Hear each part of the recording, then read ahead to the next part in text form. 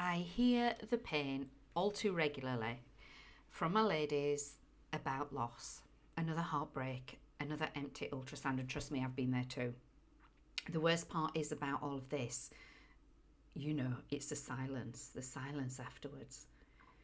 No one tells you what to do next. No one tells you how to grieve, how to cope, how to keep going when hope feels like this cruel joke. But you know what it's like. One minute you're planning names, nursery colours, dreaming about holding your baby, and the next, or you're trying not to, but you still are, and the next, you're holding back in that cold, impersonal doctor's office being told sometimes these things just happen. Except it's not just happening, is it? It's happened again and again. And you're left wondering, like, how do I keep going? Because miscarriage isn't just a loss, it's a trauma. And repeated miscarriage, that's this grief loop. But here's what most people won't tell you.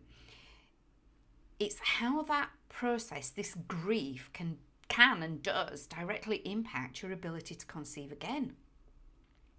Because your mind and your body are deeply connected. We're just one human being walking around. So the stress, the heartbreak, the anxiety, it's not just emotional. That physiologically affects your hormones, your cycles, your ability to even want to try again at times. And that's why today I'm going to be giving you 3 real coping strategies that help you process your loss whilst preserving your fertility bandwidth. That's the energy that it takes to grow a child, to make sure that you have enough energy there internally to grow a child. Because you don't just need to move on, you need to find a way forward. And that's a different thing. So strategy number 1 then is mindful grieving, because ignoring it makes things 10 times worse. So most women are told, stay positive, just relax. But I mean, let's be real. That's not how grief works, is it? Instead of pushing your feelings down and battening them inside these hatches, try to set aside just 10 minutes a day for mindful grieving. Find a quiet space, breathe, acknowledge your pain, but don't judge it. Just kind of say, this is hard and I'm allowed to feel it. It's okay for me to be feeling this. Light a candle, hold something symbolic, whether that be a piece of jewellery, a scan, a note to your baby, and then just let the tears come and let the anger rise as well. Whatever you feel, give it a name, because the emotions that you name carry less weight. It's easier for your body to be able to process them. And this matters because grief doesn't just go away if you ignore it. It finds new ways to show up in your sleep, in your body, in your fertility. So processing your grief means that you're clearing space for this all new important next chapter. And it's important to remember this next chapter doesn't mean that you don't care about your last one. It just means that you can't bring it into the future or the present. You're not letting it go. You're just leaving it where it sits and allowing your future to take hold. Strategy number 2, journaling prompts to release guilt. Okay, so we might not want to admit that we're feeling guilty about the way our body's working, about something that we think that we might have not done properly and so on and so forth. But you know that little voice that's whispering, maybe it was my fault. It's lying to you. But until you confront it, it's going to keep robbing you of your peace.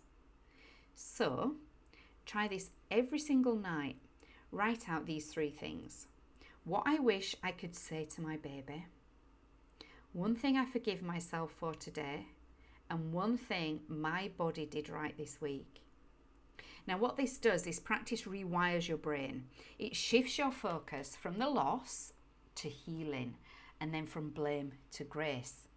Because you're not broken and your body is not your enemy. Strategy number 3 is finding a safe community, because isolation kills hope. And by a safe community, I mean people who genuinely understand and don't just tell you to relax and it'll all be fine. Okay? So if I'm going to be blunt, which I often am, grieving alone is dangerous, because when you suffer in silence, your mind fills the gaps. It fills with fear, with self-doubt, and worst of all, with the belief that you're absolutely alone and isolated in this, and you're not. Find people who get it. I have a community, a free community that's private, of ladies who absolutely get it. So there's that option for you, fertility school, fertility bandwidth, okay?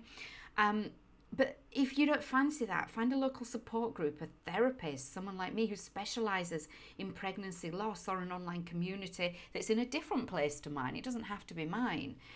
But just where people can say, I had another loss, and hear you, for you to understand that it's not just you on your own, and feel the network of support and strength that comes from it. Dr. Joanne Cassiatore, she's a grief expert, and she says that grief, when fully felt, does not last forever. It transforms. That's what we're going for here, okay? Dr. Bessel van der Kolk, a trauma specialist, said that your nervous system remembers loss, but it also remembers healing. So teach it how to do both. And then I've also heard it said, and I don't know who has said this, but I think it's quite poignant. A miscarriage is not a period. It's a birth in reverse. So treat yourself with the same care that you would after delivery. You don't have to navigate this alone. I help women process their losses while keeping their fertility bandwidth strong for the future baby that they're going to have. So DM me, heal, and I'll share the exact steps to reclaiming your emotional and physical well-being after miscarriage. Because this isn't the end of your story, and I refuse to let you believe otherwise.